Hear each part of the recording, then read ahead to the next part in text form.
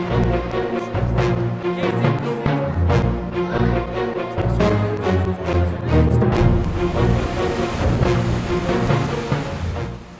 Real Weather Watch is brought to you by DeKalb, all season strong. Drew, when we look at Ontario, last year we had some late planting due to some very wet conditions this spring.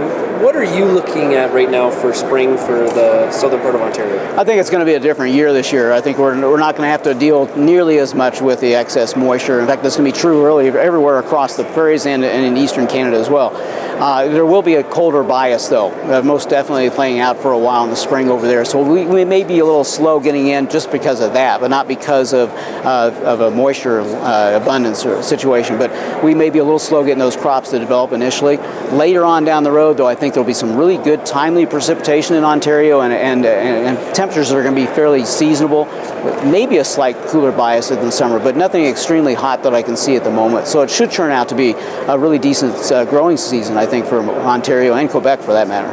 It's not a terrible forecast because we look at last year, we had kind of that cold spring, got some timely rains. We needed it. Heat units maybe were what we thought, and we were really surprised how good the yields were. Yeah, that's exactly right. It turned out to be pretty darn good over there. And that's the thing about weather, it's all about timing, right? So if we can start off looking really good and end up going down the tubes later on because something gets out of whack and we end up with a high pressure system over the region.